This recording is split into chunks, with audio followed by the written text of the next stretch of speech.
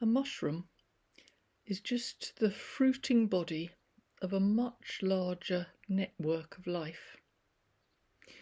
Beneath the surface of the place where you find the mushroom is the mycelium, a network of delicate filaments like the root system of a plant.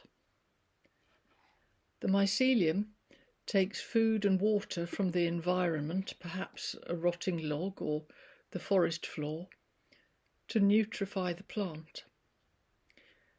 A fungal mycelium also interacts with the roots of trees, connecting them up to one another and facilitating communication between them, a kind of arboreal internet. Without the part you cannot see, the part you can see would be lifeless. Going back through the Middle Ages to the Dark Ages of Old England, you come to the world view of the ancient Celts. These were the people who spoke of the veil between the worlds and described sometimes, like Samhain, that became All Hallows Eve, that we now mark as Halloween, and some places, like Stonehenge in Wiltshire and Newgrange in Ireland's County Meath, and sacred wells, as thin places, locations and occasions where the veil between the worlds becomes porous. Dawn and dusk are also times of greater correspondence between the seen and the unseen world, between the everyday and what the ancient Celts called the realm of weird. In the Jewish scriptures, the Old Testament of our Bible, all creation is seen as holy, as ensouled. The Psalms speak of the different species of creatures calling to God for their food or rendering praise to their Creator. The stars are seen as messengers telling the wonders of the holy and marking the significance of seasons. After the great flood in the book of Genesis, the covenant established is not only between God and Noah and his family, but between God and every living thing. The earth is not just stuff, it is alive. It is connected to the holy. There's a Hebrew word used in the Bible for something which is alive, something which is not just physical matter, but is ensouled. The word is nephesh. In the second Genesis creation story, the one where God makes Adam out of clay and then brings him into life with a little puff of breath, the story says that this was how Adam became a nephesh, a living being. And let me emphasize, it is not just a human being who can be a nephesh. This extends to other species, animals, birds, fish. There's a wonderful moment in C.S. Lewis's book Voyage of the Dawn Treader, part of his Chronicles of Narnia series, where the boy Eustace has a conversation with a star. In our world, says Eustace, a star is a huge ball of flaming gas. And the star replies, even in your world, my son, that is not what a star is, but only what it is made of. A shift came into our thinking, though. Perhaps we were always inclined to it. Certainly it seems at first glance advantageous, though we suffered for it in the end. I thought it came in with the Age of Enlightenment in the 18th century, but the great vogue for vivisection in the 17th century makes me think it must have begun before that, so now I'm not sure. And I thought it was a wave that moved culturally from the scientific community into wider culture and thus came to influence theological positions. But when I think about the High Middle Ages and the stranglehold of the clergy over the laity, the persecution of witches, ostensibly because they were in league with the devil, but in fact because the traditional wisdom with herbs and healing that lay with the wise women threatened the dominance of the male clergy. I wonder if the wave moved the other way. Perhaps first there was a theological shift which then enabled the cultural, philosophical and scientific shift. I don't know the order of progression, but perhaps you do. What I do know is that there was a shift in the theological position of the household of faith, away from the perspective of the Bible that saw all life as ensouled and in a covenant relationship with God, and away from the spiritual landscape of the ancient Celts and the early Celtic Christians. What developed was a worldview so humanocentric that even mammals were regarded as not sentient. This perspective has perpetuated into the 21st century. Only about 15 years ago, I was having an argument with a Christian publisher as to whether it was theologically legitimate to portray an animal as having a point of view. Still, it was my book, and I insisted. An animal is a nephesh, not just breathing Lego.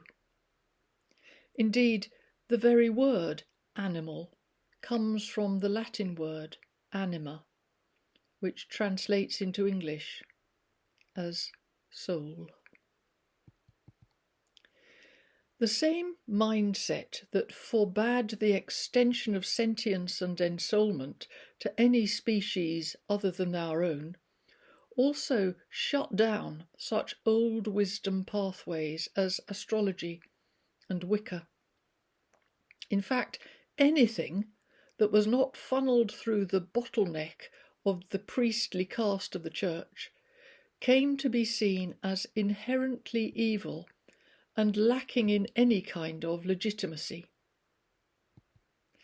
So, though in rural backwaters the people still believed in fairies and healed with herbs and left tokens of reverence by the holy wells, in the seats of learning such traditions were treated with derision and still are. And of course, many who held to the old ways were burned at the stake. That's the background. What I want to say about it is not so much a teaching as a point of view. It's what I think, that's all. I think that this world is one vibrant, interconnected ecosystem, one living organism, Gaia, as James Lovelock called it. But I believe this organism is like a mushroom, just the fruiting body. Lao Tzu's book, Tao Te Ching, characterizes it as the 10,000 things proceeding from the Tao, the living way. Beneath or beyond this fruiting body of Mother Earth is the unseen mycelium of connection with the realm of weird, the world of light. This is why we are called to be anchorites, to make our homes into anchor holds, to anchor the light into the spot of earth where we are. Because the route of access through the mycelium connecting us to the world of light is not external to us, it is within us.